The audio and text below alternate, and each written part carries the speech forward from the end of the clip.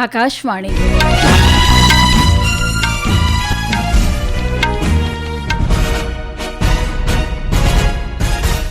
સમાચાર નિકિતા શાહ વાંચે છે. સૌપ્રથમ મુખ્ય સમાચાર. પ્રધાનમંત્રી નરેન્દ્ર મોદીએ કહ્યું કે ભારત વિશ્વના કોઈપણ ખૂણામાંથી આતંકવાદીઓને શોધી કડક સજા કરશે. સરકારે બોલાવેલી સર્વપક્ષીય બેઠકમાં તમામ પક્ષોએ આતંકવાદ સામેની લડાઈ અને કાર્યવાહીમાં સરકારને સંપૂર્ણ સમર્થન આપવાની ખાતરી આપી. પાકિસ્તાને ભારતીય વિમાનો માટે તેનું હવાઈ ક્ષેત્ર બંધ કરવાની જાહેરાત કરી. રાષ્ટ્રપતિ દ્રૌપદી મુર્મુ પોપ ફ્રાન્સિસના અંતિમ સંસ્કારમાં હાજરી આપવા માટે આજે વેટિકન સિટીની 2 દિવસની મુલાકાતે જવા રવાના થશે. અને આઈપીએલ ક્રિકેટમાં રોયલ ચેલેન્જર્સ બેંગ્લોરે રાજસ્થાન રોયલ્સને 11 રને હરાવ્યું. સમાચાર વિગતવાર. પ્રધાનમંત્રી નરેન્દ્ર મોદીએ કહ્યું કે ભારત દરેક આતંકવાદી અને તેમને ટેકો આપનારોને શોધી કાઢશે અને સજા આપશે. તેમણે કહ્યું કે આતંકવાદને બક્ષવામાં આવશે નહીં અને ભારત વિશ્વના કોઈપણ ખૂણામાંથી ગુનેગારોને શોધી કાઢશે.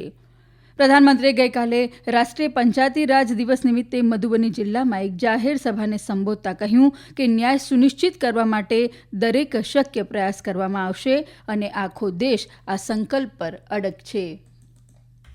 सिर्फ निहत थे पर्यटकों पर नहीं हुआ है, देश के दुश्मनों ने भारत की आत्मा पर हमला करने का दुस्साहस किया.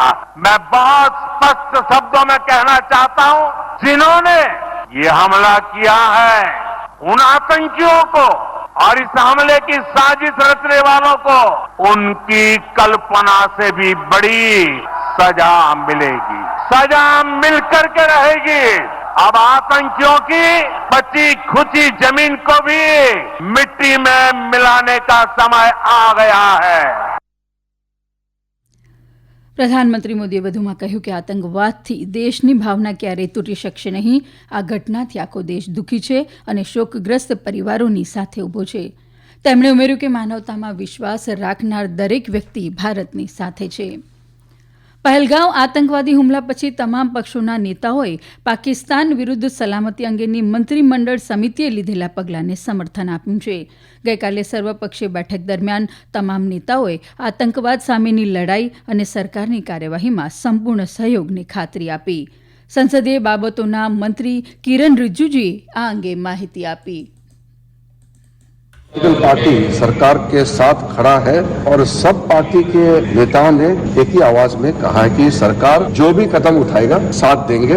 और मैं मानता हूं कि आज के इस महत्वपूर्ण ऑल पार्टी बैठक में जो हमने स्पिरिट अडॉप्ट किया है कि एकजुट होकर के लड़ाई लड़ेंगे आतंकवाद के खिलाफ, वो आगे भी जारी रहेगा. તેમણે કહ્યું કે સરકારે વધુ કડક પગલાં લેવાનો ઇરાદો પણ વ્યક્ત કર્યો છે.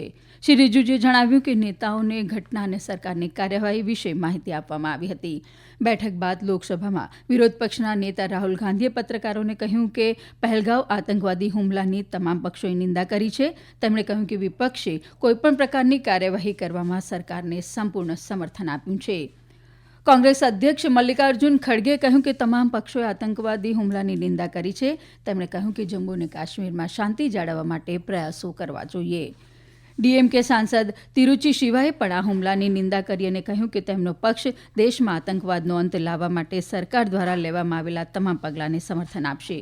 બીજેડી સાંસદ સસ્મિત પાત્રાએ જણાવ્યું કે સરકારે આ ભયંકર હુમલાના ગુનેગારોને ન્યાય અપાવવા માટે તમામ જરૂરી પગલાં લેવા જોઈએ. તેમણે દેશની રાષ્ટ્રીય સુરક્ષા સંબંધિત તમામ પ્રયાસોમાં સરકારને તેમના પક્ષના સંપૂર્ણ સહયોગ અને સમર્થનની ખાતરી આપી. એઆઈએમઆઈએમ સાંસદ અસદુદ્દીન અવોશીએ કહ્યું કે આ કોઈ રાજકીય મુદ્દો નથી અને કેન્દ્ર સરકાર જે પણ નિર્ણય લેશે તેનું તેઓ સમર્થન કરશે. લગભગ 2 કલાક ચાલેલી આ બેઠકમાં ગૃહમંત્રી અમિત શાહ, સંરક્ષણ મંત્રી રાજનાથસિંહ, વિદેશમંત્રી ડોક્ટર એસ જયશંકર, નાણામંત્રી નિર્મલા સીતારમણ, ભાજપ અધ્યક્ષ જેપી નડ્ડા ઉપરાંત 15 અલગ અલગ રાજકીય પક્ષોના નેતાઓએ ભાગ લીધો હતો. અમારા સંવાદદાતાએ માહિતી આપી કે બેઠકમાં પહેલગાંવ આતંકવાદી હુમલામાં જીવ ગુમાવનાર નિર્દોષ લોકોની યાદમાં 2 મિનિટનું મૌન પાળવામાં આવ્યું હતું. પહેલગાંવ આતંકવાદી હુમલા બાદ ભારત અને પાકિસ્તાન વચ્ચે વધી રહેલા તણાવ વચ્ચે પાકિસ્તાને ભારતીય વિમાનો માટે તેનું હવાઈ ક્ષેત્ર બંધ કરવાની જાહેરાત કરી છે. પાકિસ્તાનના પ્રતિબંધ પછી ભારતીય વિમાનો પાકિસ્તાનના હવાઈ ક્ષેત્રમાંથી પસાર થઈ શકશે નહીં. સોશિયલ મીડિયા પોસ્ટમાં એર ઇન્ડિયાએ જણાવ્યું કે પાકિસ્તાનના પ્રતિબંધને કારણે એર ઇન્ડિયાને અન્ય એરલાઇન્સની ઉત્તર અમેરિકા, યુએઈ, યુરોપ અને મધ્ય પૂર્વની ફ્લાઇટ્સને વૈકલ્પિક લાંબા અંતરના રૂટનો ઉપયોગ કરવો પડશે. જમ્મુ અને કાશ્મીરના પહેલગામમાં તાજેતરમાં થયેલા આતંકવાદી હુમલાના વિરોધમાં દેશભરમાં નાગરિકો, વિદ્યાર્થીઓ અને રાજકીય જૂથોએ દેખાવો અને કેન્ડલ માર્ચ યોજી હતી. અનંતનાગમાં સરકારી મહિલા કોલેજની વિદ્યાર્થીનીઓએ હુમલાની નિંદા કરતા રેલી કાઢી હતી, તો ચંદીગઢમાં લોકોએ ઘટનાનો વિરોધ કરતા હાથમાં પોસ્ટર પકડી ન્યાયની માંગણી કરી હતી. ગુજરાતમાં અનેક સ્થળોએ વેપારી મંડળો અને ખાનગી સંસ્થાઓ દ્વારા વિરોધ પ્રદર્શન કરાયા અને મૃતકોને શ્રદ્ધાંજલિ આપવામાં આવી હતી. દરમિયાન દિલ્હીના ઘણા બજારો આજે બંધ રહેશે.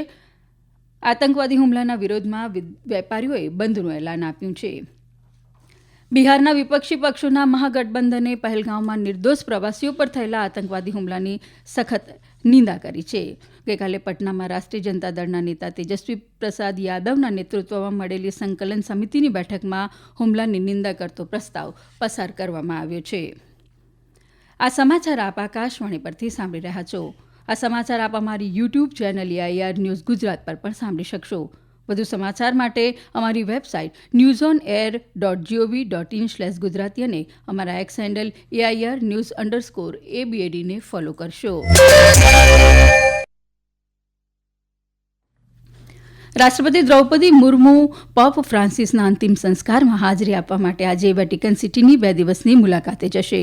રાષ્ટ્રપતિ મુર્મુ ત્યાં ભારત સરકાર અને નાગરિકો વતી શોક વ્યક્ત કરશે. વિદેશ મંત્રાલયના નિવેદનમાં જણાવાયું છે કે રાષ્ટ્રપતિ આજે સેન્ટ પીટર્સ બેસિલિકામાં પોપ ફ્રાન્સિસને શ્રદ્ધાંજલિ આપશે. આવતીકાલે તેમના અંતિમ સંસ્કારમાં હાજરી આપશે. વિશ્વભરના અન્ય મહાનુભાવો પણ હાજર રહેશે. પોપ ફ્રાન્સિસનું 21 એપ્રિલના રોજ નિધન થયું હતું. આવતીકાલે તેમના અંતિમ સંસ્કાર નિમિત્તે રાજકીય શોક રાખવામાં આવશે. તમામ ઇમારતો પર રાષ્ટ્રધ્વજ અડધી કાઠીએ ફરકાવવામાં આવશે. દિલ્હીની એક અદાલતે મુંબઈ હુમલાના કાવતરાખોર તહવ્વુર રાણાની અરજી ફગાવી દીધી છે. રાણાએ પોતાના પરિવારના સભ્યો સાથે વાત કરવા માટે અરજી દાખલ કરી હતી. સ્પેશિયલ જજ ચંદરજીત સિંહે આ નિર્ણય આપ્યો. સુનાવણી દરમિયાન રાષ્ટ્રીય તપાસ એજન્સી NIA એ રાણાની અરજીનો વિરોધ કર્યો અને દલીલ કરી હતી કે જો રાણાને આવી પરવાનગી આપવામાં આવશે તો તે તેના પરિવારના સભ્યોને મહત્વપૂર્ણ માહિતી આપી શકે છે. IPLમાં ગઈકાલે રોયલ ચેલેન્જર્સ બેંગ્લોરે રાજસ્થાન રોયલ્સને 11 રને હરાવ્યું. બેંગલુરુના ચિન્નાસ્વામી સ્ટેડિયમ ખાતે રોયલ ચેલેન્જર્સ બેંગ્લોરે 20 ઓવરમાં 5 વિકેટે 205 રન બનાવ્યા હતા. વિરાટ કોહલીએ સૌથી વધુ 70 રન બનાવ્યા હતા. જવાબમાં રાજસ્થાન રોયલ્સ નિર્ધારિત 20 ઓવરમાં 9 વિકેટ ગુમાવી 194 રન જ બનાવી શકતા તેનો પરાજય થયો હતો. રોયલ ચેલેન્જર્સ તરફથી જોશ હેઝલવુડે 4 વિકેટો ઝડપી હતી. તેને પ્લેયર ઓફ ધ મેચ જાહેર કરવામાં આવ્યો. આજે ચેન્નાઈ સુપર કિંગ્સનો મુકાબલો સનરાઇઝર્સ હૈદરાબાદ સામે થશે. આ મેચ ચેન્નાઈના ચિદમ્બરમ સ્ટેડિયમ ખાતે સાંજે 7:30 વાગે રમાશે. અને હવે આજના અખબારોના મુખ્ય સમાચાર રજૂ કરે છે અનિલ પટેલ. આજના તમામ અખબારોમાં પહલગામમાં આતંકવાદી હુમલાઓ સંબંધિત વિવિધ ઘટનાક્રમો અંગેના સમાચાર હેડલાઇનમાં જોવા મળે છે. ગુજરાત સમાચારની હેડલાઇન છે, ભારત સિંધુ નદીનું પાણી રોકશે તો યુદ્ધ છેડાશે, પાકિસ્તાનની શેખી.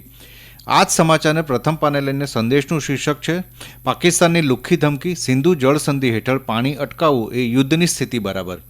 પ્રધાનમંત્રીએ બિહારમાં જનસભા દરમિયાન પાકિસ્તાન સામે કડક કાર્યવાહી કરવા આપેલા નિવેદનને સંદેશ, નવગુજરાત સમય, times of India, Indian express અને રાજસ્થાન પત્રિકાએ હેડલાઇન બનાવી છે.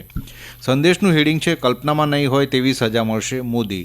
તો દિવ્ય ભાસ્કરનું હેડિંગ છે, આતંકવાદનો દળમૂળથી ખાત્મો કરીશું મોદી. આ ઉપરાંત સર્વપક્ષીય બેઠકમાં પાકિસ્તાન સામે કડક કાર્યવાહી કરવા તમામ પક્ષોનો સરકારને ટેકો. નવી દિલ્હીમાં બેઠકોનો ધમધમાટ, ગૃહમંત્રી અમિત શાહ રાષ્ટ્રપતિને મળ્યા, વિદેશમંત્રી S જયશંકર વિદેશી રાજદૂતોને મળ્યા જેવા સમાચાર પ્રથમ પાને જોવા મળે છે. રમતગમતના સમાચારોમાં ટીમ ઇન્ડિયાના હેડ કોચ ગૌતમ ગંભીરને ઈમેલથી મોતની ધમકી અને ઓસ્ટ્રેલિયાના ભૂતપૂર્વ ક્રિકેટર કીથ સ્ટેકપોલનું અવસાન જેવા સમાચાર પ્રકાશિત થયા છે. અને અંતમાં મુખ્ય સમાચાર ફરી એકવાર. પ્રધાનમંત્રી નરેન્દ્ર મોદીએ કહ્યું કે ભારત વિશ્વના કોઈપણ ખૂણામાંથી આતંકવાદીઓને શોધી કડક સજા કરશે. સરકારે બોલાવેલી સર્વપક્ષીય બેઠકમાં તમામ પક્ષોએ આતંકવાદ સામેની લડાઈ અને કાર્યવાહીમાં સરકારને સંપૂર્ણ સમર્થન આપવાની ખાતરી આપી. પાકિસ્તાને ભારતીય વિમાનો માટે તેનું હવાઈ ક્ષેત્ર બંધ કરવાની જાહેરાત કરી. રાષ્ટ્રપતિ દ્રૌપદી મુર્મુ પોપ ફ્રાન્સિસના અંતિમ સંસ્કારમાં હાજરી આપવા માટે આજે વેટિકન સિટીની 2 દિવસની મુલાકાતે જવા રવાના થશે અને આઈપીએલમાં રોયલ ચેલેન્જર્સ બેંગ્લોરે રાજસ્થાન રોયલ્સને 11 રને હરાવ્યું. આ સાથે આકાશવાણી પરથી સમાચાર પૂરા થયા. હવે પછી આપ 1:20 રાષ્ટ્રીય સમાચાર સાંભળી શકશો.